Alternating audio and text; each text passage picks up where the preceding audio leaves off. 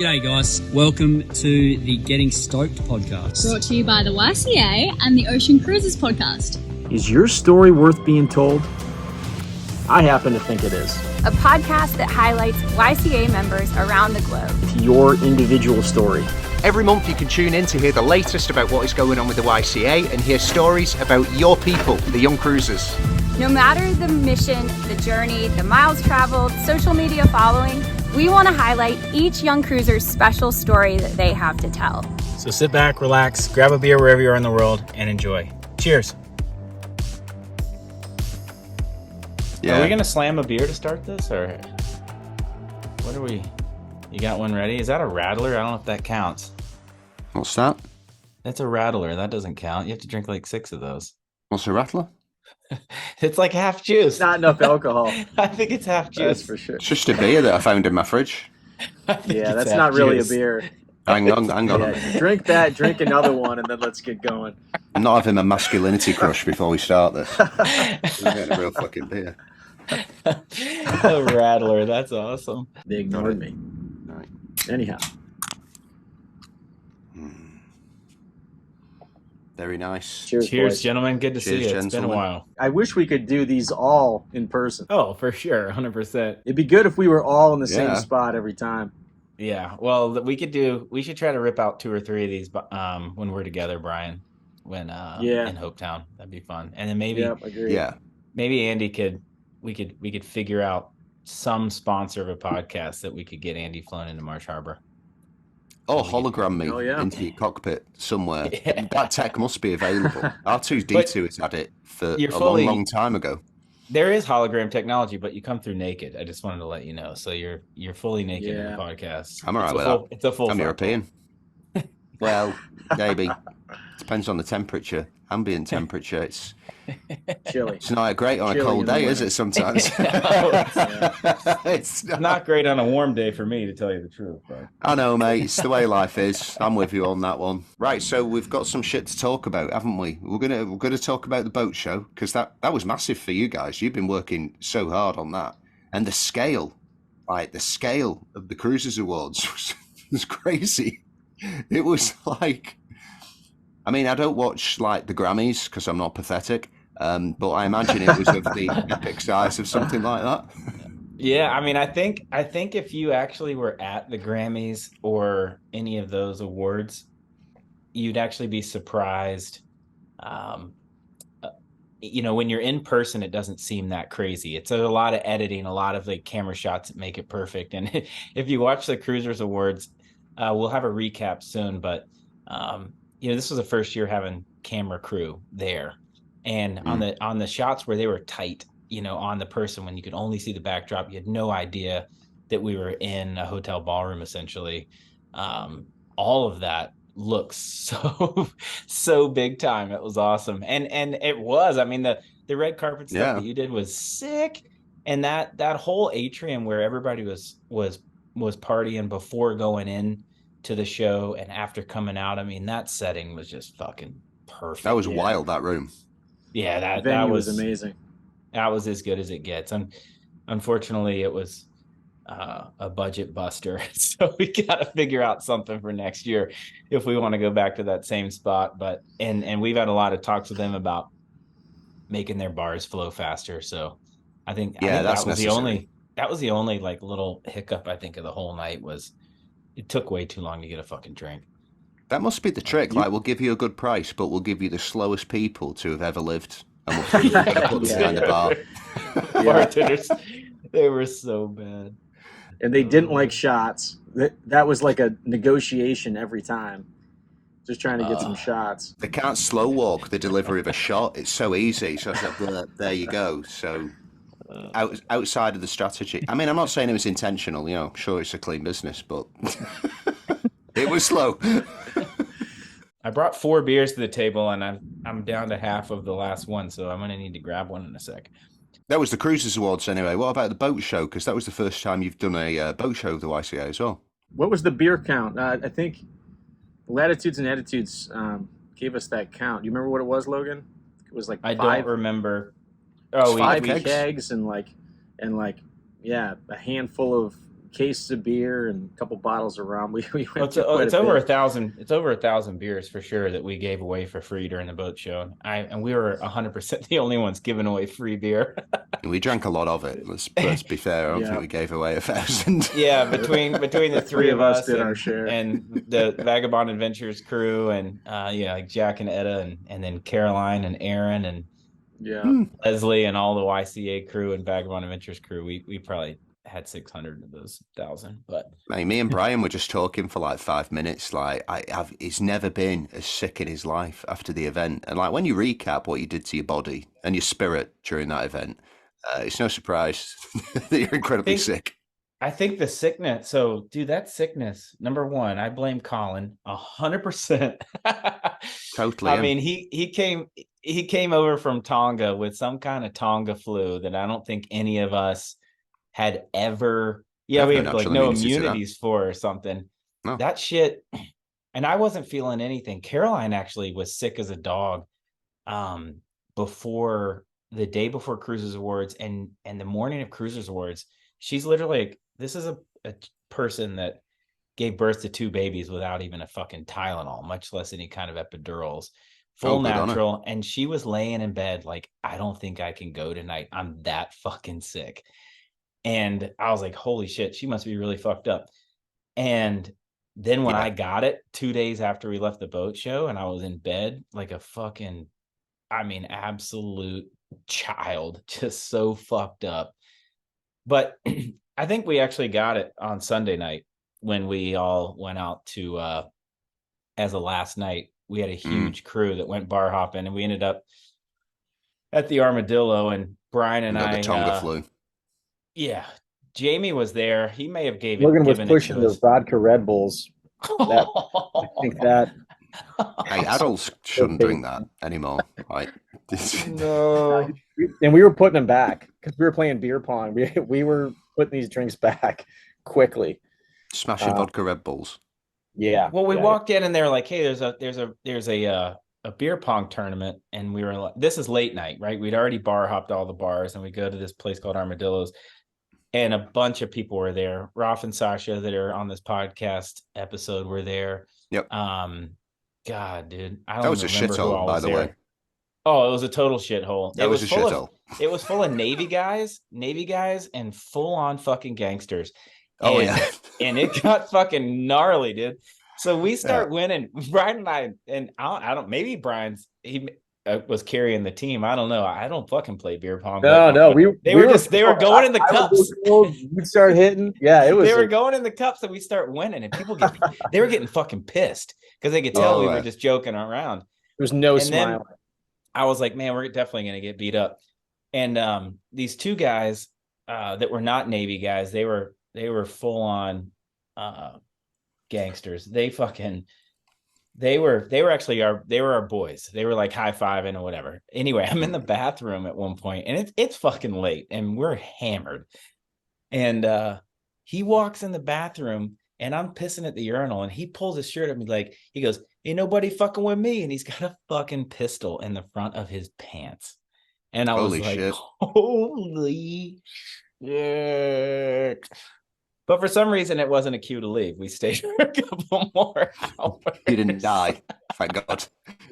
Imagine being murdered over a fucking like ping pong game for beer. Like we're having a competition about beer with a ping pong ball, and I got murdered. That is a pathetic way to exit the world, really. Yeah, there was some slapping going on that night too. There was some shots and slaps going on as well. Ayana? Oh God, that was classic. I saw the videos of that. Somebody posted a video of that. Jack and Raph got slapped, I think, right? She slapped the fuck out of Jack, and I don't think he realized that it was going to be that hard. You could see Jack was like, "What the?" He was fucking hurt, dude. Yeah, she's a very small thing, but it's obviously like a ninja, tiny little people, but precise. Years of practice too. This is not her professional. Yeah, she's a professional slapper. Whacking guys. She's awesome. I mean, I think if anybody listening to this doesn't know her or follow her, man, she's just a friendly human being. she was hanging out at the YCA booth a bunch and chatting, and she's just super friendly, super awesome, and she slaps the shit out of dudes after giving them shots, and girls, to fund her cruising, which is fucking cool too. That's the American dream. It is really, isn't it? So to say, if that isn't what is. It's unbelievable. She just goes around Florida, just beating the shit out of men. Yeah, it's spring break, right? Living out of it. Yeah, you gotta respect it. Yeah. What's her? Give her a shout out. It's Pirates Princess, I think, is her main social media account. Yeah, and then she's got another one, Hurricane Iana, I think. Or yeah, you'll find her. Go look her up. She's awesome. It shouldn't be hard. Yeah. I mean, as a yacht club, is this something that the YCA wants to make a very public stand on now? We're pro beating people up in bars for the entertainment of the masses. Yeah, if you're as small and cute as Iana and you wanna slap a guy at the bar and get paid big bucks for it, we think it's amazing. We think it's good. Should we put that on the website? Yes. We're fully behind it. Yeah. Recommended professions in the YCA. Slapper. Slapper. Top 10 ways to fund your cruising. Slap people. She's one of the only ones that could ever get away with that, though. Mm-hmm. You're not getting away with it, Andy. You're going to slap somebody and they're going to shoot you. Yeah, I'm going to get shot immediately. Straight up shot for that. She could get away with it. Oh, yeah, yeah. I think you could get away with it, actually, Logan. I think you could walk up to a gang member and slap them, and they would be like... Because I'm so feminine? Is this a... Oh, you hit me. Yeah. Oh, that was cute. You smacked me. If you had the mustache, you'd definitely get away with it. Yeah, I don't know. You've got your wife, like, working hard. She's, like, taking the wood out. She's doing the manual labor. And you're sat there getting fucking drunk on a Zoom call. This is fucked up. This is not a representation of how it works in this house. This is exactly I was out there with a chainsaw. And yeah. she promised she was going to come sit on this podcast. And then I cut down a lot of fucking wood. But I mean, she's on the podcast. She is. She's Wow, this is making it. Brian, can you get Aaron to start washing the boat or something to make me not look so bad? Just to confirm, we are pro, like, as a profession, women just beating up men in public and making money for it online, and also pro making our wives do all the heavy work around the house. We're all over the map. So bad. Good start. So Andy's put together the Odyssey event. Do you want to talk about that before we talk about the party, Andy? Yeah, briefly. So it's basically like, I think everybody who's been on the podcast actually, just super cool sailors, people who've like broke world records and done, like Laura Decker, Dustin Reynolds, world record holders, these types of great people. And then like Colin, Colin's coming, who's like an engineer who's a reality TV star. So it's like, it's a great mix of sailors. And they're going to be skippers on a bunch of wicked boats hosted by Navigare for a week in the BVIs, December the 9th to the 16th. And it's great. You can join and you can have a week with, Captain Glenn Shepherd or Laura Decker, and they're going to teach you how to sail, and we're going to have some drinks, and we're going to have a gay old time, as they used to say in the Flintstones era. And we're going to have a pretty heavy party on there as well, because YCA are sponsoring this event.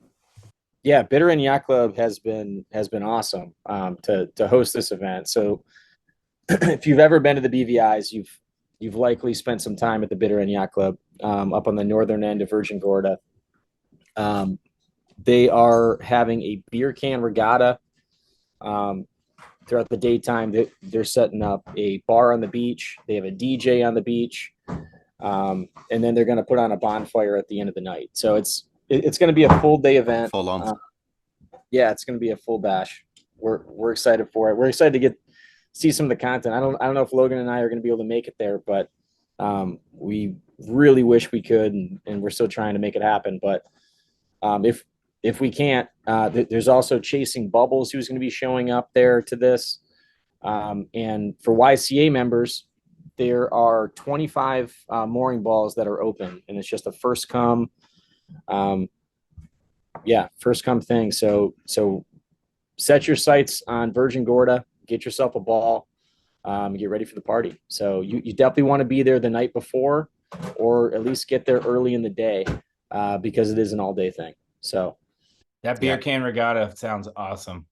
I don't know what that even means. What does that mean, beer can regatta? Oh, they're like, I think they've got a bunch of Hobie cats. They've got like small boats, so people can hop in these little small boats. And my assumption is you probably got to like chug a beer, spin a circles around a bat, run dizzy down the fucking beach, get on it, work for it. Try to make a loop around the mooring and get back to the beach and do a relay. Who knows? It'll be a fucking good time. That's for sure. There's gonna be teams of people. So you go around a buoy, you get back to the beach, you load on, another team member, grab a beer, chug it, get around the buoy. It's gonna be a good time. It's a beautiful setting. Sounds amazing. I mean, in general, like just the upper bar where everybody that's coming to Odyssey is going to be able to hang out that night, have dinner, and then hang out afterwards. Yeah. Does it get any better, dude? Looking over that mooring field from that upper bar is like, this is everybody's dream, right? To be in the islands, be having islandy cocktails or whatever, looking out over that view, and there'll be a DJ. It's just going to be an absolute ball. I mean, I wish and hope that we could be there. So it's going to be the biggest party in the world for cruisers ever. So it's going to be on the 14th. So what time should YCA members turn up at the Bitter End Yacht Club on the 14th? They should probably try to get there as soon as they can to get a mooring, right? Yeah, either show up early on the 14th or show up the night before and grab your ball. But you can drop anchor anywhere and like head over to the bar. Yeah, you can also anchor, but you can get a little bit closer on a ball. It's also pretty deep there. If you're going to be anchoring right there in that spot, that mooring field is actually in pretty deep water. Actually, speaking about the massive party on the 14th, what about the Flocellas? Because I hosted one of those and I loved it. There's some more planned. Well, Brian, you're kicking off the first one here, right? Pretty soon here in the Bahamas. Oh, nice. What you got going on? Yeah, it's going to be in Shroud Key, so just a little bit further north from the one that was put on last year in the Exumas by Sash and Raph. But so it's at Shroud Key. Shroud Key has like a natural lazy tidal river that flows through it, and so that's kind of how it started. Everyone brings their floats over from the States to the Bahamas, and we all ride the tide out to the Atlantic side with a bunch of drinks and then float back in with the tide on the way back. And it's a blast. So did you get one of those badass floats that a bunch of people can sit in? Yeah. So Sunchella is going to be giving a free Sunchella. They're like $700. Oh, Sunchill. Shit, we should set that one off. Sunchella. I thought that. I was like, amazing, damn, that name works out. That works perfectly. Yeah. But Sunchill. That's a hell of a name. Okay, They should change their name, actually. You came up with a way better name. Every day is Sunchella if you buy one of these. So they're giving a free one, and we still have to determine what the winner is, like what that is. He said, whoever parties the hardest, which, it's just going to be someone past that. That's hard to. Yeah, That's a great way to get everyone shit faced, though, isn't it? Like whoever gets the most shit faced gets a free prize. But these Sunchills are amazing. These things cost like $700. They're, you pump it up with your dinghy pump, and they last. So, created by a fellow cruiser, and he knows the elements, and he's put together a pretty sweet product. So yeah, it's like a high pressure, it's almost like a high pressure paddleboard, but it's made as a ring. Oh, I got one in the middle. Quality. Yeah, oh dude, they're sick. I mean, if you're the kind of person that wants to throw something back behind the boat, oh nice. Yeah, so this pack is sweet too. So they give you a pump with it. They give you some koozies. They also give you some drink holders that like mount to the side of this float. They're pretty sweet. Yeah, it's sick. What's the website? Sunchill. I think it's Sunchill. Sunchill.com. Let's just take a guess. Google it. Don't be lazy. Just Google it. Figure it out for yourself. We're not telling you everything. 2023, exactly. guys. You can figure this out. So that's the first Flowella of the season. Is there any more lined up? Yeah, so we have, after that, there's going to be Sandblast. Oh, nice. We have BVI again. We have the Whit Sundays, Greece, French Polynesia, Ibiza, Everywhere. and Green Island, Grenada. So yeah, I mean, all over the place, and you know, we're picking times that like work with the seasons to get the most people involved in the event. So it should be a good time. We're gonna make a post on this soon. Volunteers are the people who host these events, and you know, we'll be blasting it away. So anyone who is interested, who's in that zone, who wants to host, definitely reach out to us, let us know, and you know, we can make that happen. So yeah, we should probably mention New Year's too. I mean, last year we had 7 New Year's Eve parties happening around the world. So every single person that's on a boat or in your house or shoreside or anywhere near other potential YCA members needs to reach out to YCA. Go to youngcruisers.org/meetups. I think you can find it from the homepage. And let us know where you are for New Year's and host a New Year's Eve party. There was nothing cooler than last year knowing there were New Year's Eve parties happening like Bahamas, Mexico, French Polynesia, New Zealand. So New Year's Eve is a big one. I mean, obviously we all go out and do something for New Year's Eve. So if you can get other sailors and cruisers involved in whatever you've got going on with New Year's. Everybody should do it. Like this, the best part of this lifestyle is like meeting like-minded people who you can have a drink with and get messed up and have a great time. And it's the best way to live on the water. Like a lot of people are a bit reclusive, eh? Some people are a bit reclusive, but we're here to say, get out of the shell, you fucking hermit, and have a great time with some cruisers. And if you're a fucking and you know what? And sometimes those hermits have the most fucking fun. Like, I mean, how many times have you hung out and you pull somebody out of their shell? And honestly, this has nothing to do with drinking, because I mean, we've had some nights where the most sober person is just like, oh, I usually stay on my boat because I don't drink. And you know, a lot of other cruisers drink, and they come and hang out and realize like nobody's pressuring, nobody gives a fuck. And you can have a hell of a good time socializing with like-minded people without alcohol. Oh yeah. I mean, I'm gonna be fucking hammered on New Year's Eve, but I'm happy to hang out with people that choose not to indulge in that. So it's very patient and nice of you, Logan. Yeah. as we're slamming beers right now. But yeah, no, it's true. Like for these Flocellas though, we have families that show up. Yeah, there's always someone who doesn't drink, and that's totally fine. It's not just about that. It's about linking up. It's about the community. So, Mate, it just says so much about you that you're willing to hang out with a sober person. Like, it's big of you, mate. But only for a Flowella. You're a better man than me. Yeah, I got 1 day a week for that. 1 day. Yeah. No. So, what other Flocellas have we got coming up?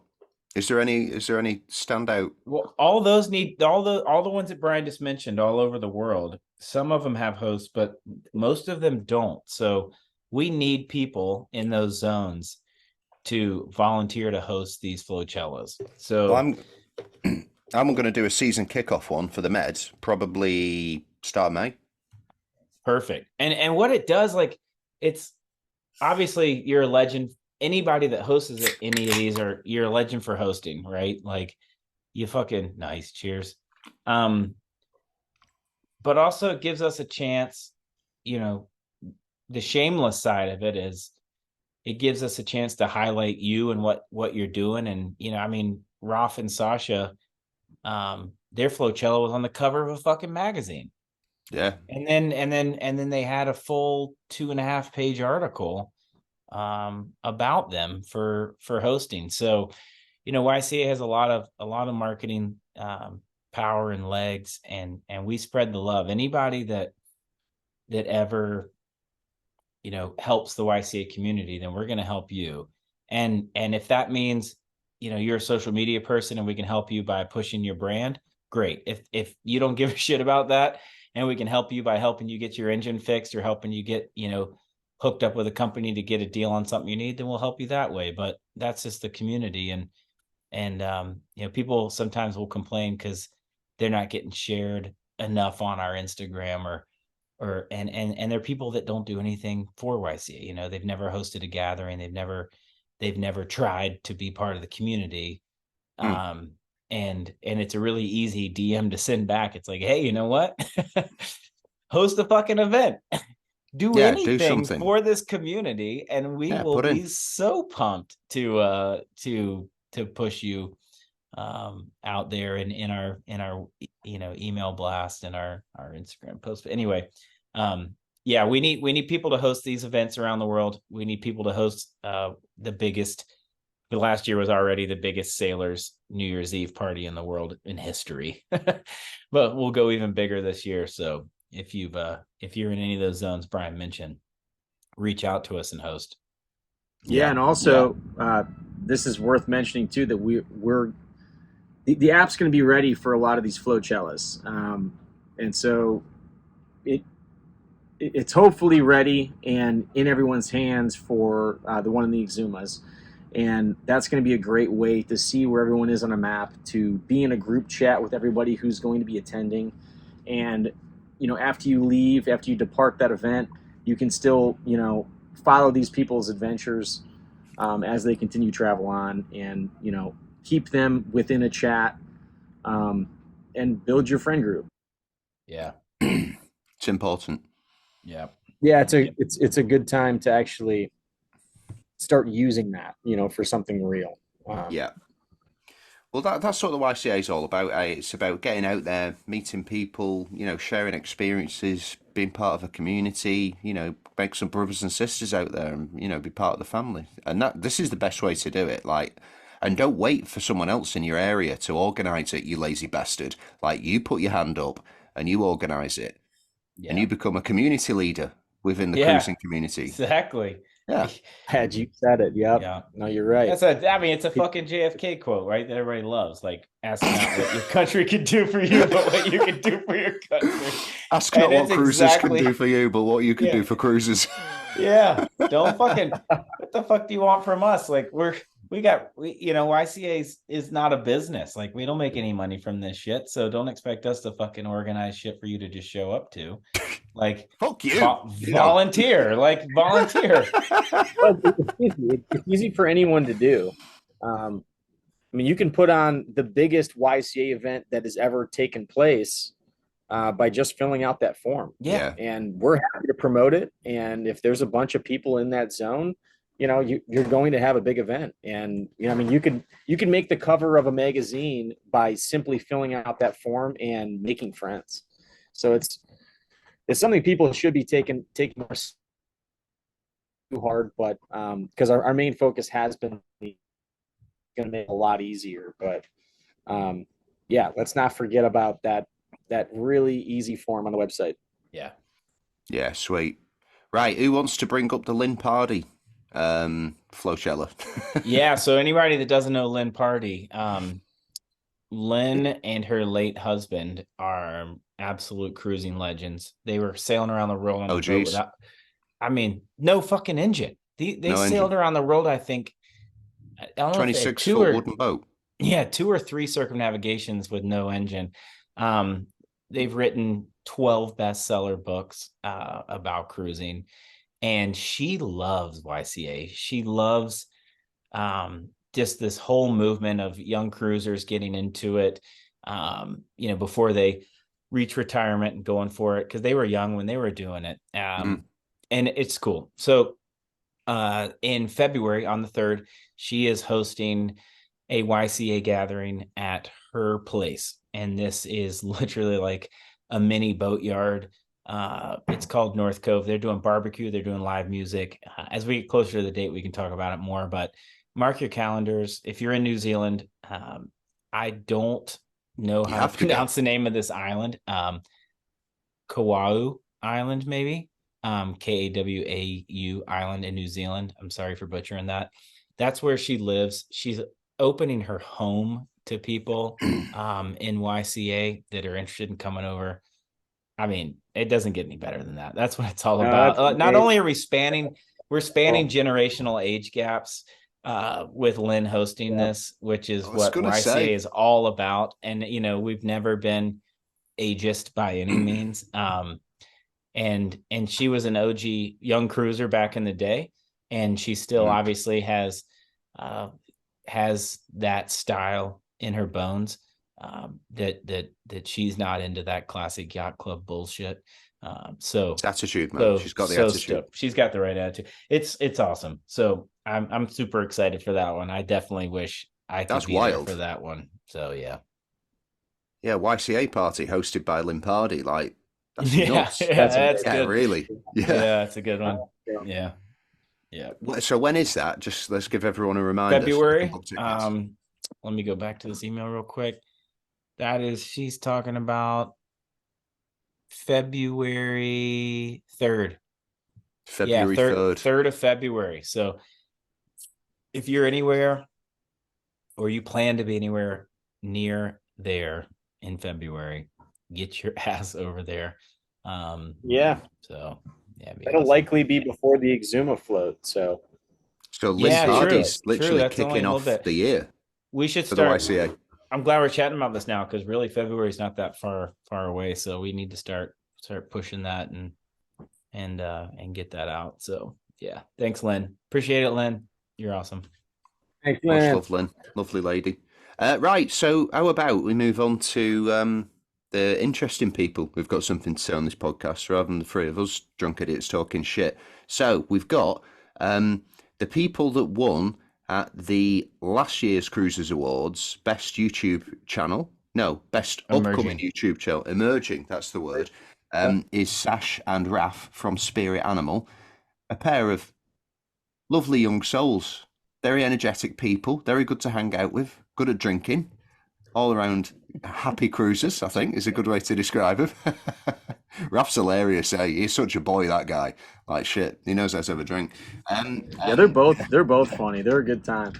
Yeah. And if you've been following their channel, I mean, it's no wonder why, you know, they're growing as fast as they are. Their content's great. They're funny, and they know what they're doing.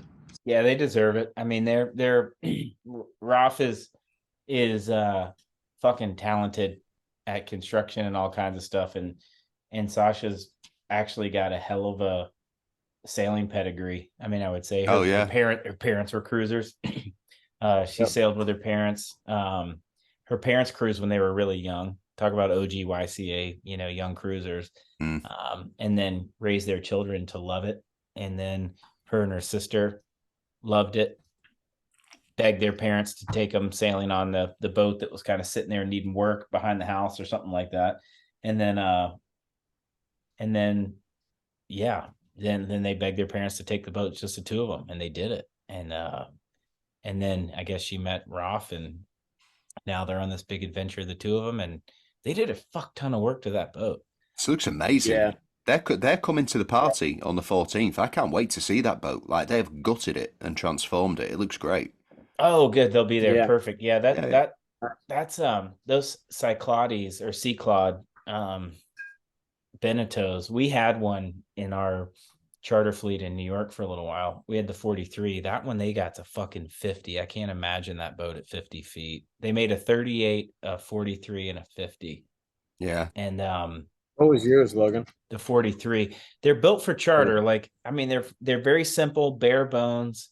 Flight build. Like crazy voluminous, like the top sides from the waterline to the rail is just silly. It's a bitch of a boat to wax. like it is literally like the top sides, I think, from the boot strike to the rail in some sections are like 4.5, sometimes 5 feet tall. So they don't go to windward for shit. But man, they've got themselves a good boat. The 50 is probably actually all right because it's got so much waterline.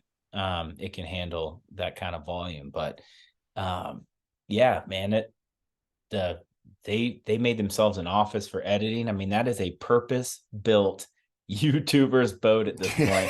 YouTube cruising boat. Yeah, it's awesome, and they're putting in the hours. I mean, what, Brian? We were texting him about trying to chat about something totally different and than the podcast. And you know, and late night he's sending a message. It's like, oh, we're up super late editing this next episode, but then tomorrow we'll be sailing, you know, for till the early morning. And so, you know, it's they're busting their ass, and they're putting in miles, and it's good to see. What about, let's say something about Red Seas before we get off. Well, I know them, so I can say some stuff about them because they're my mates. Cool. So is Red Seas channel named because they're both redheads? Yeah. It's gotta be.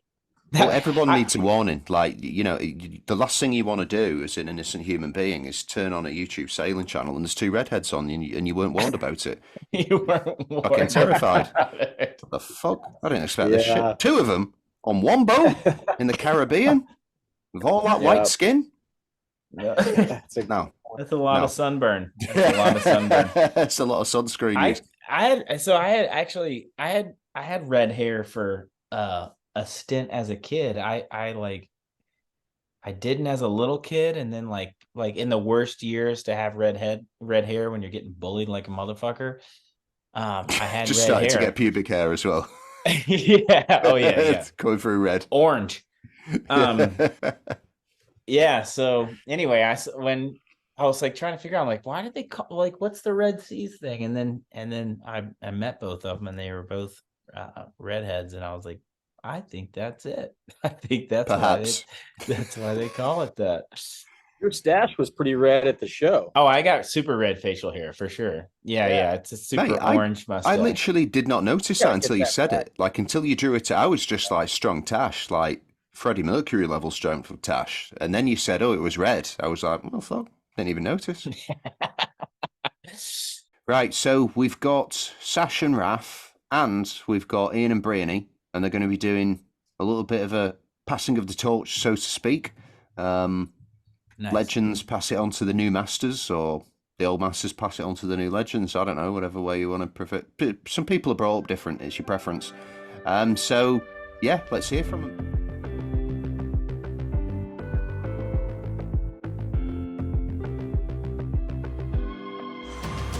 Right, so I'm going to fire through a few of these questions. I'm going to decipher what they actually mean. Then I'm going to fire through them. Right, so John Deutsch, presuming that's a German fella named John, he wants to know, what kind of cameras and filming equipment do you use? Okay. We use GoPros 99% of the time. We have this big camera. It's a Sony A7 III. Mm-hmm. And it's got some fancy lenses. We've had it for 8 months, and I still don't know how to use this damn thing. Like, it's just so complicated. But too many buttons. Yeah. Originally, we had the Sony ZV-1, which was great, and it's small and compact. But the zooming in and out wasn't great for us, so we actually upgraded to the Sony A7 IV, and it's great, crisp camera quality. But it is, you have to deal with the bigger camera setting. So yeah, we use the GoPros when we can. Huge learning curve. Yeah, huge. Like I pick it up and the screen will be black, and she's like, adjust the ISO, ISO for like all this stuff. And so yeah, the simplicity of the GoPro, you can't beat that. Yeah, but the GoPro's so easy. You just turn it on and go. Yeah, exactly. Yeah, but the B-roll footage from the camera is like unbeatable. Yeah. Yeah, and then we also use a DJI the 3 Pro or something, the DJI 3. So that's what a lot of our newer GoPro shots or drone shots are from. So those are like our main cameras that we use. Yeah, the drone camera. Right, I've got a follow-up question from German John. So like, how much do you think all that costs to get rolling and get the stuff? Dude. Oh, to get started. Just that, probably $2,000 minimum on like the just cheaper. That camera alone. We told you the nice high quality one that I can't use. The body is $2,000. Each lens is $1,500. Yeah. So we've got probably $6,000 in accessories in just that one camera. That everyone thinks that's what I'm saying. If you're just trying to keep it simple, don't upgrade your equipment until like your channel might take off. Yeah. Like buy a $300 GoPro, keep it simple, and keep that learning curve down to a minimum, because there's so much to learn besides just the, having the best camera. Mm-hmm. Yeah. So how long were you guys using like the GoPros before you bought this like Sony Magic camera? We both filmed both of our like previous channels only strictly on GoPro. Only GoPro. So You'd be surprised. People hit us up all the time and they're like, your quality's so good, this and that. And I'm like, man, it's just GoPro. Like, they are good, aren't they? Yeah, I think maybe it's the settings we use on GoPro. I don't know. It's just you got to get your frame rate right and all that. But our channel, we've got what 32 episodes out right now. I would say the first 28 of them is straight GoPro. Yeah. Nice. So and that's like a $300 to $500 camera. So not that much money. Yeah. Exactly. And you can take it underwater. You can take it everywhere with you. Easy to carry. It has the inner stability, which is huge. So yeah, GoPros, just you can't beat a GoPro. I love GoPros because it's like when you hold it, you feel like if you're going to drop it, it's not going to break. Whereas like if you get one of those Sony things with a lens, if you drop that, you're fucked. Like that's $6,000 gone. Gone. For sure. It limits you with the zoom, but I mean, GoPro. So I would say the ZV-1, we had that before this really nice camera. It's called the Sony ZV-1. Mm-hmm. Super small, compact, easy to vlog with. I would recommend that before going, all out. And that's like what, $700? Yeah, it's $700, maybe $600 a little bit more on than sale. GoPro. But waterproof, but you get that real crisp quality and you can zoom. So and I think it has like a 1.8 if anyone knows what that means. So you can film in dark in the dark too, and you get that crisp quality image too. So it's a good all around camera. Yeah. Sweet. Right. I hope that answered German John's question. I hope we did him a good service. Right. Okay. Let's have a look. He asked a few questions. This is a pretty cheeky guy. Right. I'll go on to the next. I think he wants to start a YouTube channel. This guy. He's getting into the details. Right. How much time are you filming versus not filming?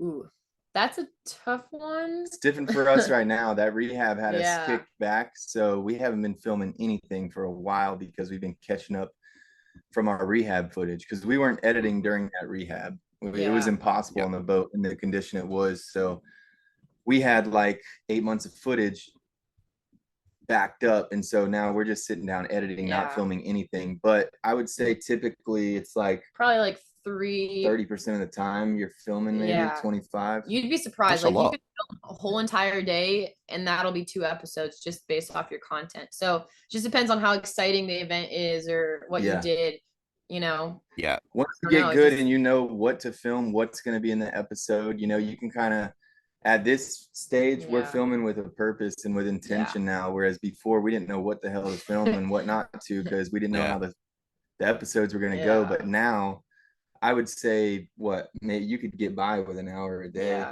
I wouldn't, and we wouldn't recommend just filming everything and like anything and everything, because that adds up, and when you go to edit it, it's a nightmare. So I guess, try to film with a purpose as much as you can, and just get those B-roll shots, Yeah, that's good advice. Right, okay, that's enough from German John. He's asking too many questions. Right, let's go on to this guy. This guy is called Tommy Oliver, 89, and presuming that's his date of birth and not his age, because he probably wouldn't be on Instagram if that was the case. Right, after your trip through the Caribbean, are you headed west or east to circumnavigate? Ooh. So yesterday we were heading east, and today we're heading west, and tomorrow we'll probably head east again. It's depends on the day. We're not sure. Yeah, it really depends on the day. Yeah, I know there's pros to going east and there's pros to going west, and it just, I think when we're ready to go one way or the other, we'll see what our situation is, and like, the conditions of the world and this and that. The ultimate goal is to go west, just because it's we want to get to the Pacific, and we think just getting around the world that way might be a little easier from what we've heard. Just as far as the winds go. And but right now the only thing that's holding us back is this boat. We're like wondering if we enjoy this boat in the Caribbean for a few years, or if this boat is truly ready for blue water. We're still like ironing out the kinks and stuff. So, you know, once you leave, it's tough to sell. So it's like, you know, or not even just sell, but if we feel ready and we can go to the Med, do a year there, we are able to replace parts and fix things a lot easier than if we head over to the Pacific. We're kind of screwed, you know. So we want to make sure the boats are really dialed in before we go across the Pacific. Med has got to be easier than Caribbean by far. Like, you've got normal places, whereas the Caribbean's like islands, and getting stuff shipped must be a pain and all that. It's been an interesting sail, that's for sure. It has. The Caribbean's been pretty brutal for us the last few months. We've been getting our ass kicked, but I've heard a lot of things about the Med too, man. So I don't know anything about the Med, but I heard they both good pizza. Gnarly. Good pizza. Yeah, you probably got some good pointers on the Med.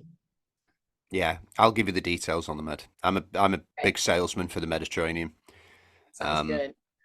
Right. Okay. So that was from Tommy Oliver 89. Thrive.offgrid. I think you met these guys in Annapolis. Yeah, I met them. Yeah. Cool bunch. Real cool bunch.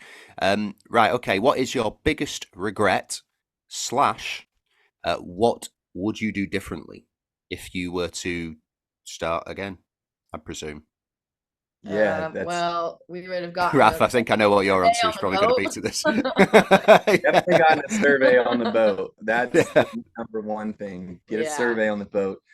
Differently, if I were to, like, I preach to everyone who wants to come, you know, drop their lifestyle and head out, because everyone has this grand idea of setting sail and, oh, you can just work online these days and figure out how to make money once you're out there. I think the biggest hurdle for us is everyone's chasing this sense of freedom, but if you're not financially free, then you're never going to feel free.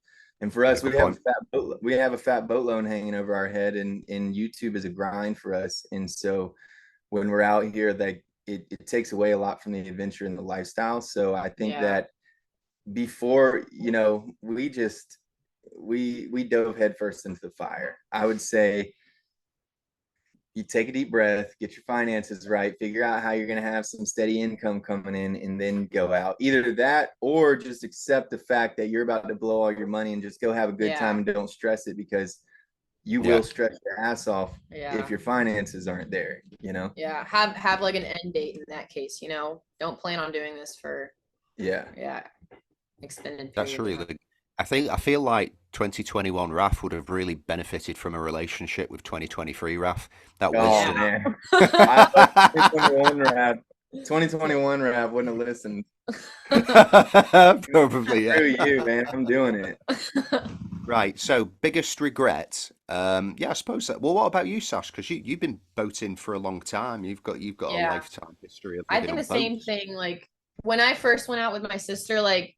Yeah, we had the boat, and we had enough money for so much time. So we're like, okay, 6 months. Then we're going to come back. We're going to keep working. We're both charter captains, build up the kitty again and go out. So that was our initial plan. And then when YouTube came in, like, it was making us enough money, but we didn't own our own boat.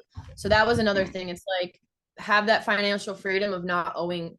It's kind of the same case, like, of just being independent, I think. And having the resources to support yourself rather than relying on other people or a bank, or, you know, and that freedom is huge. I think that's similar thing. Yeah.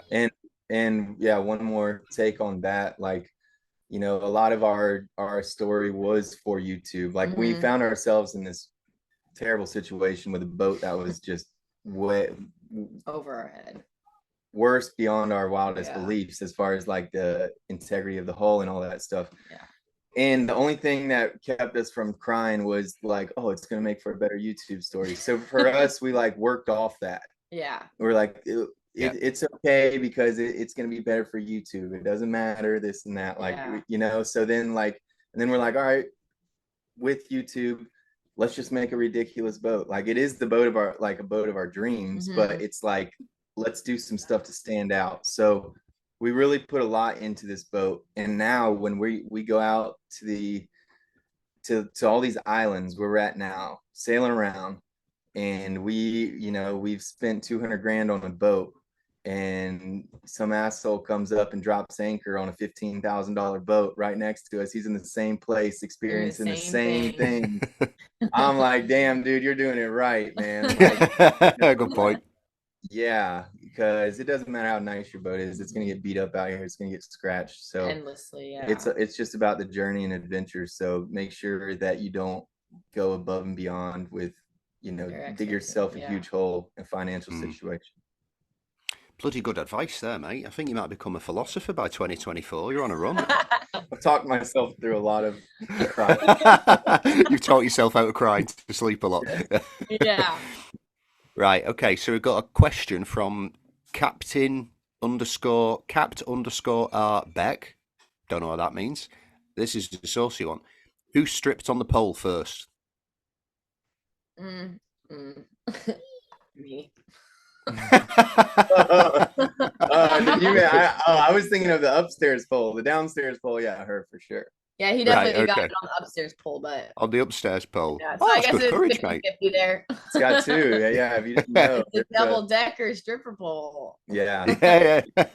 That's good. Second story, and we really haven't broken any of. Well, actually, the bottom one's had some use. The top one is really waiting for its maiden day of craziness, and I think maybe for a flotilla coming up here soon. Things might get a little saucy. Might be me. I might be the first one to do it. Yeah. Could be you. Right. Okay. So that's enough questions from YCA members. Thank you, YCA members. Those are wonderful questions.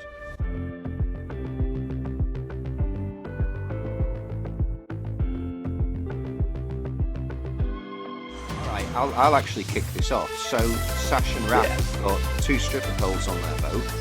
Scottish people, how many have you got? I read a great thing the other day regarding kilts, which is we wear a kilt so that God can look down with pride and the devil looks up with fear. So we have no stripper pole at this current time. But we do have a kilt. We do have a kilt on the boat though, so we're halfway there. Underwear is kind of useful on a stripper pole. Like I wouldn't want to do that naked. Yeah. Oh, the chafing.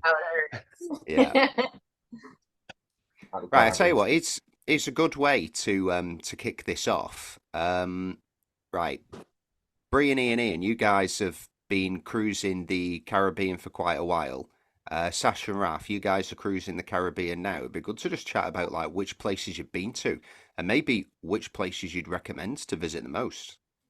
Okay. Oh, man. Yeah. So where are you guys just now? So we are currently in Beckway in St. Vincent and the Grenadines. And perfect.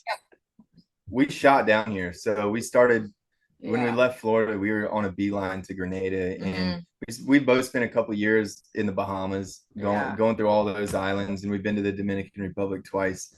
But once we left the DR, we basically stopped in Puerto Rico, stopped in St. Thomas, and then basically just St. Martin, and then just shot straight to Grenada. So we haven't explored anything on the eastern side. Yeah, so you guys have a lot of good pointers there.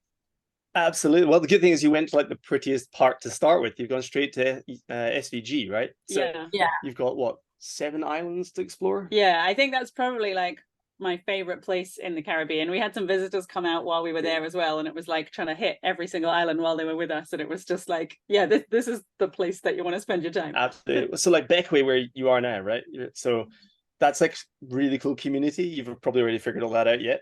And it's so good, and that walkway around with all the different bars that you can stop in at, that's always a winner. If you want to go and venture south from there, actually the furthest south you can go is my favorite one. It's called Mopio. It's a tiny little island. It's like a sandbar, and it's got one palm tree umbrella on it. Excuse me. You can dinghy up to it. You can spend the day there. All the people in the rich hotels nearby get really jealous, and the snorkeling's all right too, but it's just a really cool, chill place to be. Yeah, we've got some really cool drone footage of just like zooming out, and it is just like a 10-meter wide like bit of sand, and there's nothing for miles. It's amazing. Love it. We'll definitely remember that one. Yeah, for sure. Our plan right now is to head up to St. Thomas, and then we'll then St. Martin for January, and then slowly make our way back to Grenada. So we plan on, perfect, being able to stop at all the islands on the way down. Yeah, that's amazing. Yeah, Although like St. Martin is like the gold rush state. You go there, you can buy all the parts you need. Yeah. It's all tax free. But that's the problem, because everybody says we're going to go to St. Martin and then we'll go and explore. And then everyone gets stuck because it's so easy to cruise in St. Martin. And there's like loads of little bays you can check out, but you can, ship stuff in and do boat work way too easily. When you guys were there before, did you go to the Dutch side or the French side? We were on the Dutch side, but it's because that's why we were there, was to get a bunch of packages. We needed some boat parts and stuff. So it was really close by where our packages came in, where we anchored in Simpson. Yeah. Oh, Simpson Bay. Cool. So we didn't even get to see the French side of the island. Yeah. Oh, wow. Okay. I've not been to the Dutch side. I didn't know there was a Dutch side to St. Martin. Yeah, St. Martin's this weird one. The island's literally split in two. There's like a line through the middle, pretty much. Yeah. And half of it is owned by the French. And so the check-in process is literally yourself on a laptop is the customs and immigration. In the back of a shop. In a Like bar. in the back of a chandlery. Yeah. In a bar, And then the Dutch side is a little bit more kind of salutes and suits, you know. It's But there's no passport control on the border, so you can just like get on a bus and go to the other side, or dinghy across the lagoon and you're on the other side. So it's very weird. We have these little electric scooters, and we were just zipping back and forth across the French to Dutch side. Like, no one's stopping you. With a garland of garlic around your neck, I'm sure, you know, and a stripy t-shirt. Yeah. Full on French vibes. Oh, that's cool. Nice. And then are you planning to hit every island in the Caribbean, or are you going to skip a couple? Like, have you worked that out yet, or is that way too far ahead? Everywhere you tell us to go, that's where we're going. You're the tour guides now. You can lead the charge with this. Man. Well, we did it a really weird way, because by the time we actually left St. Martin, it was basically hurricane season already. But then we were like, but this is amazing, because everybody's left. So every country we go to is like so much quieter. We've got so much more space, and we'll just keep an eye on the weather. So like, one came through in St. Martin when we were there, so we're okay, we'll go south a bit to Guadeloupe, and then one came through, so we're okay, we'll carry on, and we're just like dodging them up and down as the season kicked off. In our case, I don't know how you guys feel about it, but hurricane season, it's a risk, but you get like 5 days notice for anything coming across the Atlantic, so you can just like hop up and down an island and let it pass you for the most part. Well, last summer we spent the whole summer in the Bahamas. So if that tells you anything about us, I mean, there you go. Yeah. There you go. I knew we had got on. This is it. We're like, okay, we'll deal with it when it comes up. That was sketchy. That's it. Yeah, it wasn't the greatest idea. It feels a lot better being in St. Martin, that's for sure.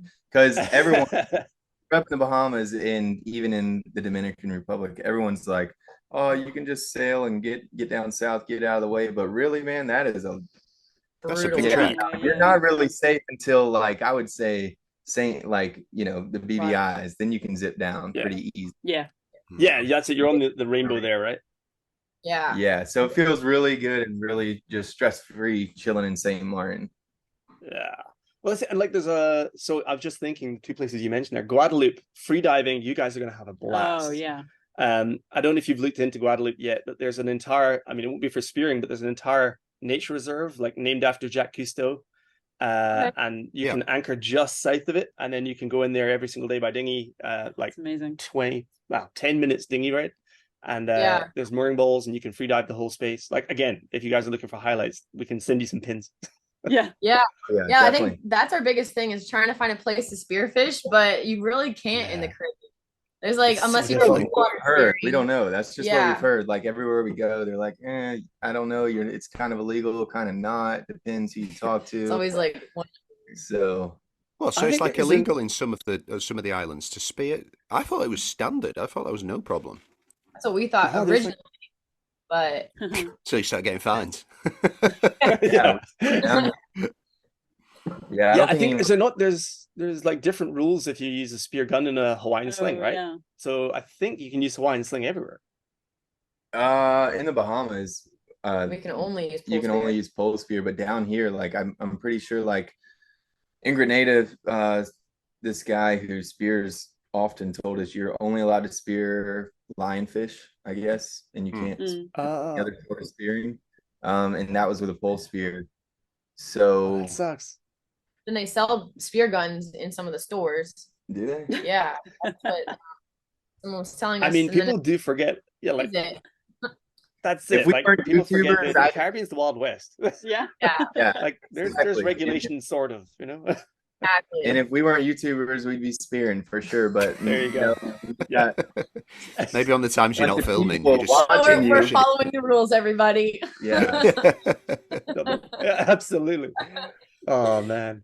No, I'm just saying, so like even where you guys are, so like Beckwith's tons of diving, right? I don't know what rules in terms of spearing. We didn't do any spearing when we were there, but like literally, if you guys look out, if probably I'm gonna gamble, if you look out your port window, you will see Devil's Point, which is just at the entrance to the bay. Yeah. There's a shipwreck there and a whole pile of small life, like I don't know, less than a foot long. The Moonhole dive is really cool. We nearly wrecked our dinghy going to there because we were like, we've got a 30 horsepower outboard on our dinghy. It's like pretty badass. And we were like, yeah, we could definitely get around there on the dinghy. It was like New Year's Day or something. Yep. And getting down was fine, really cool dive. But coming back, the swell was so huge. We like both still had to keep our masks on our face because otherwise we couldn't see anything. Just like the amount of waves that came over the top. We were like so thought we were going to flip the dinghy at one point. Yeah. It was a good dive. It's worth it. We're back. Okay. Yeah, we were supposed to dive Moondog yesterday, but we had some bad weather roll through. But that's funny you said that. Yeah, get it on the list for sure because it's a beautiful spot too. I think you can explore on land there as well. Oh, when really? does the season like properly open up in the Caribbean? You know, like obviously you've got like hurricane season because you get late season hurricanes like through into November, or is it later? Yeah. But like when do people start heading south to the Caribbean? I think if they're coming from Florida and the Bahamas, it seems like everyone tries to leave the Bahamas by like March, like end of February, March for our flotilla. When we had the flotilla in the Bahamas, a lot of people couldn't make it because they were trying.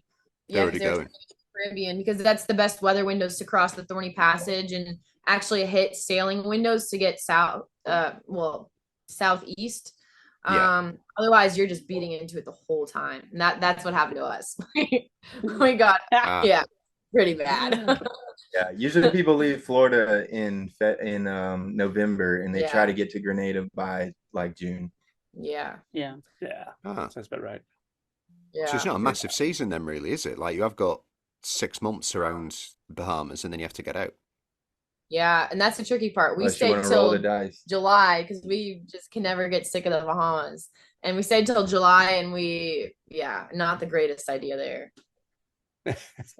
Yeah, we're kind of like the opposite here because we're in Tahiti and so the seasons are like reversed. So cyclone season is just kicking off now, but we're stuck in Tahiti while we're trying to fix our engine and everything, so we can't leave to get east out of the area, and we're just like, okay, we should probably start paying attention to the weather, and we're seeing everybody leave one by one. We're like, no.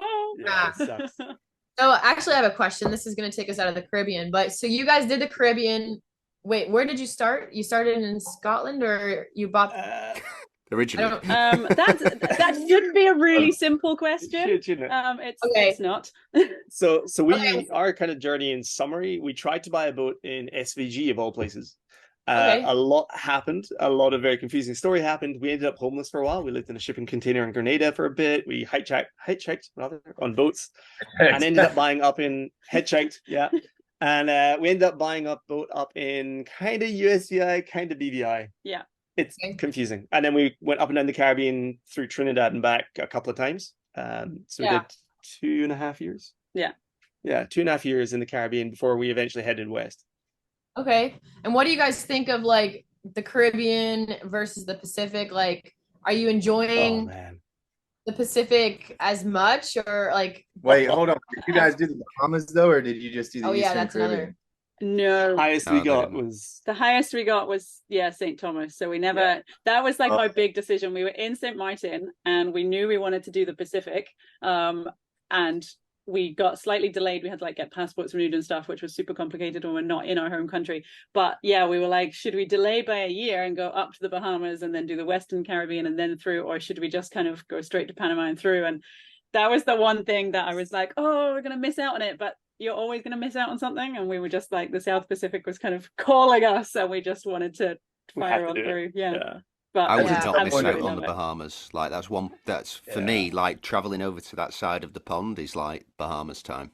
You cannot well, it makes sense.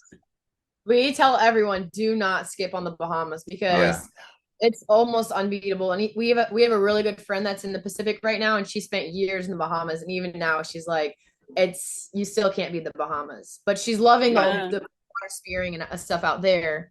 Yeah. And that's I mean, that's it. Bahamas. Like the Pacific is so expensive. So Yeah. like we thought Really? the Caribbean was a bit pricey, but like what was the case in groceries? We went the first day we arrived in the Pacific in the Marquesas. We decided to go and buy, I think, a loaf of bread, Like can of 2 Coke. carrots and something else, and it cost us like $80. What? Yeah. Not For even bread a and week. Coca-Cola? Because we cannot survive here. We need to leave. Yeah. Was it just the Marquesas, or does it get any different as you go further? Uh-oh. Can't hear It was you. a terrible face to freeze on. Oh no, now they're back. We're back now. Sorry. I find we only ever freeze frame on bad faces. But yeah, I don't know if you got the end of that. Basically, it cost a fortune, and we were like, we cannot afford to be here. Yeah. Are you guys hunting for your food? Are you catching fish and stuff? Or so Absolutely, just buying veggies and getting your protein, and it's still just like yeah, that's it. So like basically we'll only buy vegetables because you can pick fruit mostly. Yeah. Red meat we'll go and buy in the store, and then we'll hand reel catch fish all the time. So like I went out in the dinghy one evening, 5 o'clock, with a hand reel and a tiny little squidgy lure, and came back with, I think it was a 5.5, 6 foot long wahoo that I managed to reel into the dinghy on my own. Because it's just like cruising just outside the bay, you know. It's like it's really hard to not catch fish. Like that would be the skill, because there's just so many around. It's ridiculous. Imagine that problem. Yeah. To not catch fish. I wish. There's an episode. Yeah. Right, I've just got a question on the Bahamas before you move on. Like, so Iain and Brioni haven't been there. I've been there on holiday, but I've not cruised there. I can't wait. What makes it so special? Like, is it it's obviously beautiful, but is it like the community aspect of it? Like, there's just a lot of like liveaboard cruisers and people coming from the States. Depending where you are. Yeah, I think for us it's a little different. There's a sense of remoteness, man. It's tough. Yeah. You got like whatever you desire, kind of. Well, it's all kind of off the beaten path. You do have like the bars you go to. There's not going to be anyone there unless there's cruisers there. Like I wouldn't say the locals. Like, how do you describe it? I don't know. Yeah, it's not necessarily like a large local. Yeah, it's definitely more cruisers. The Bahamas in the summertime, no one's there. When we were there that time, it was great because we had to edit a lot. So we'd spearfish and we'd work, and there was no distractions on shore. And like we made a few local friends, and they love it when we come visit, because it's just a change in scene.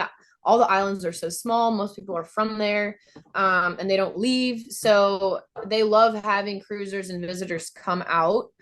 I think for us, it's more the water is just everywhere you go. It's just crystal clear, and you have all these like permit. It's just the fish in the water for us, mahi, man. Yeah, you're shooting blue water fish right off the ledges, and tons of places you can go to just have a fire on the beach, and the weather's beautiful. Come wintertime, like AC. Yeah, it's just a magical place. If you're going there for other reasons, like, if you're going there to bar hop, there's a couple places that you can have like some fun, but it's not a place you go. I don't know, man. It's just hard to describe. Just get over here and we'll show you. Just go. Yeah, I feel like that's the best. Go and you'll see. Yeah. Yeah, but you do meet a lot of like-minded people when you're out there, because it is such a huge place for cruisers that you meet cruisers of all different types, younger, older, people that like to spearfish, people that just want to chill on the boat and have a beer, or, I don't know. It's just you'll meet anyone out there. Seems like there's more seclusion. So like we're over here in the Eastern Caribbean, it seems like everywhere we go, it's crowded anchorages, deep water. Everyone's kind of packed in tight because they're anchoring in the only places you can anchor, because there's only so many shallow spots. The Bahamas, you can spread out and you can be the only one for miles and miles. White sand, blue water, and just you're the only one there. Like, it's magical. For me, I love the history of it. I'm big I love to metal detect and treasure hunt, and and it's kind of like. Did you find anything there? Like, have you found any decent treasure there? Bro, if I told you, I'd have to kill you, man. Oh, you have to declare it. You have to put it on your taxes, don't you? People, Then you'll be dude, you fucked. trying to set me up, dude? He's always had that gold coin. Have to report it to the IRS. Yeah. So, no, I mean, I have found artifacts and stuff. Nothing that's like I like if I sold it all to the right person, I might pay off my metal detector. I thought you were going to say the boat. You find a gun, right? Did you not find a gun on a spirit? Oh yeah, no. That wasn't even with the metal detector. I was just spearfishing. I found, and I don't know if I should have turned it in or what, but it was a pack. It looked like a throw pack. It had 2 guns in it, in a pack of bullets with 6 bullets missing, and it was just in a black bag. So I have those here on the boat. They don't work, obviously. You tried. I was gonna form an epoxy and make like a centerpiece or something, but yeah. Oh, that's cool. Explain that to customs every time they board you. Yeah. We find a lot of, man, it's tough because all that stuff back in the day doesn't really last. It rusts out. Like I would love to find like a cool pirate sword or something like that. But I found a cannonball. I can, that's cool. Wow. Nice. I thought was pretty neat. And I found like a old thimble. Like we would scan these old slave plantations, and I found like an old iron, an old thimble, just like a bunch of like pieces of dove's blow. What is it? Dove's blow. It's like pottery. Yeah. Like cool. Chinese pottery. Yeah. Yeah. It's little pieces, nothing whole. But yeah. And I found a whole bunch of musket balls and some old buttons and belt buckles and stuff like that. So yeah. There's artifacts, but honestly, I dig through thousands of bottle caps and spark plugs. So it's like, metal detecting is not meant for everyone, man. It's a lot of work. Yeah. A patience game. It's brutal. Yeah. You got to be in a dark place to go out metal detecting. Right. So after a really bad day editing. Side note, this is completely off topic. Have you watched The Curse of Oak Island on the History Channel? No. I haven't. I don't think man, if you're into metal detecting, you'll love it. It's this island in like Nova Scotia or Canada, can't remember.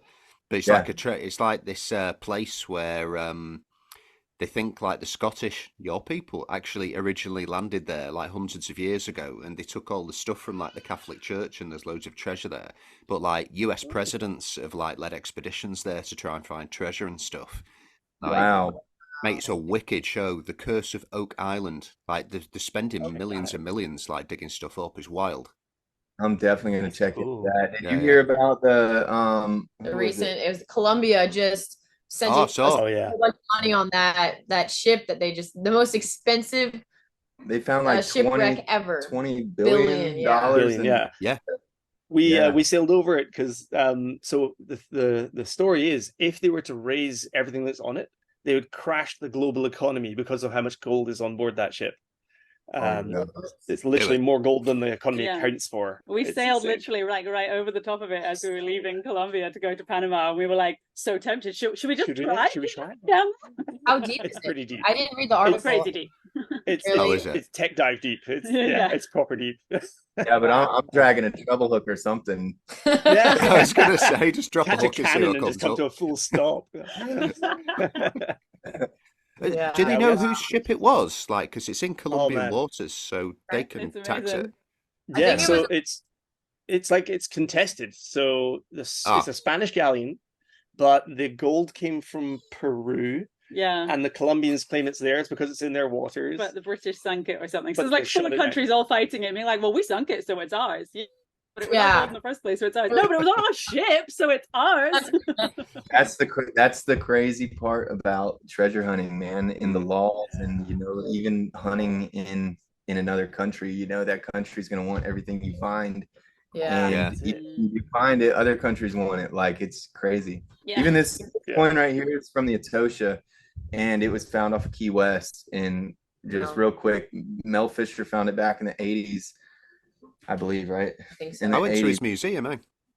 Yeah. I went there. It's cool. When he found it, the insurance company that insured the ship back in the 1700s was still around, and they were like, "That's our gold." So they went. No way. Yeah. So it was on a treasure galleon, like the French or something like that. It was the fleet of treasure galleons that got sunk off the coast of Florida in a hurricane. And yeah, the insurance company that insured that ship in the 1700s was paid out the claim. Was like, dude, that's ours. And so they went to crazy 10 years, and then finally Mel Fisher, they granted him the rights to all of it. So yeah, because he kept it all in the end. So they didn't take it. No, but they battled for 10 years for it. Now he's got the worst. Now he's got a bunch of treasure hunting ships that are like specifically designed for it. They got these big like blowers on the back of them. They're really cool. I saw them in person. But yeah, he's still out there hunting, so it's pretty cool. Or he isn't, but good on him. Oh, his legacy is. Yeah, it's like his legacy. Yeah. So. Right, I've got a couple of questions for both of you, and then we'll sign this off. I'll start with Iain and Brioni first, just to put you on the spot, because you're Scottish. Excellent, you deserve love it. Yeah, do it. Right. What is the best benefit for you? And if you were going to like sell this to someone else, what is the best benefit for you for being in the YCA? Oh man. Oh, that is putting us on the spot. I mean, there's loads. So you've got the gatherings, which you can keep track of the website. We're actually going to put one up. I think I told you last night we did a dinghy cinema off the back of the boat. We set a projector screen and just had everyone tie their dinghies off to a line, and we could all watch Top Gun. It was good. So you got like events like that taking place all the time. Like when we were just at Annapolis, we were all having a bit of a fun time there for free beer, and then obviously the award stuff, which was great. There's loads of stuff. For Annapolis, it was our first time at the boat show, and so I didn't know like how many people we were going to know. And as soon as we walked in the gate, it was just we didn't leave that first area for like 4 hours because we just bumped into so many people that we knew, like you, Andy. We knew, but we'd never met in person. Yeah, we chatted with you for like months. We've been like doing podcasts together and all sorts. And we're like, oh, you exist. You're human. I can touch you.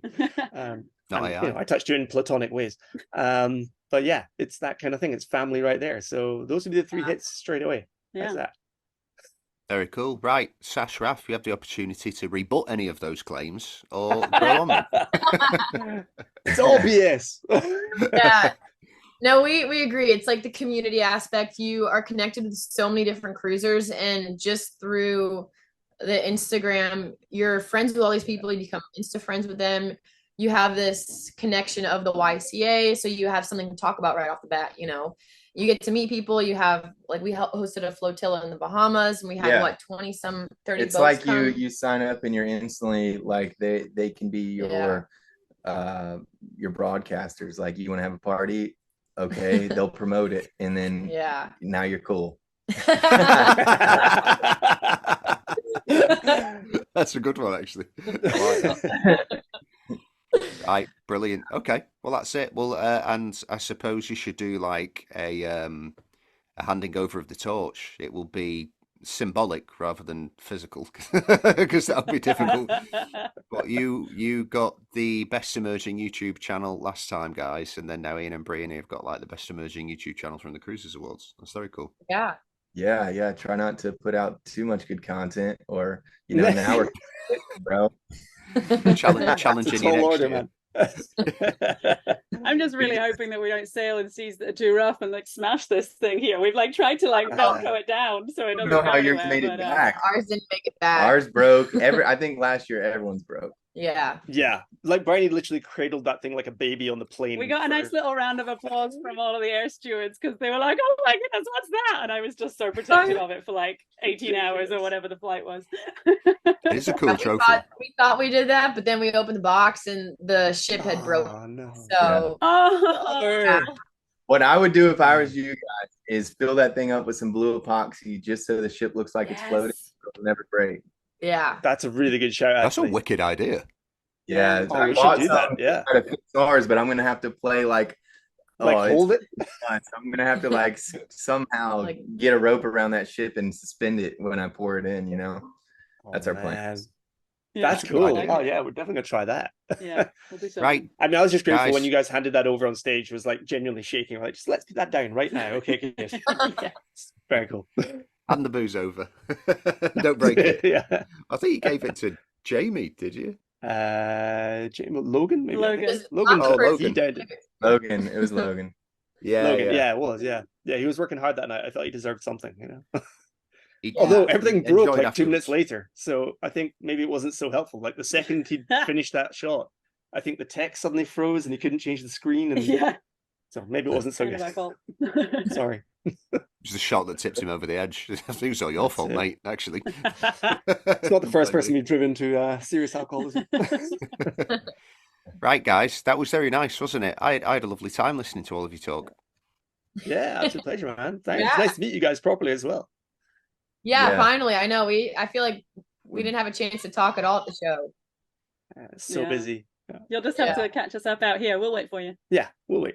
Yeah, one of these days we'll make our way out there. It's always been a dream, and it's Yeah. Right now the plan is 2 years. 2 years. Yeah.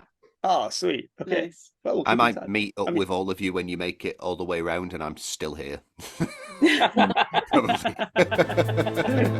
we know where the party is. Yeah, you know the Yeah. classes Yeah. are.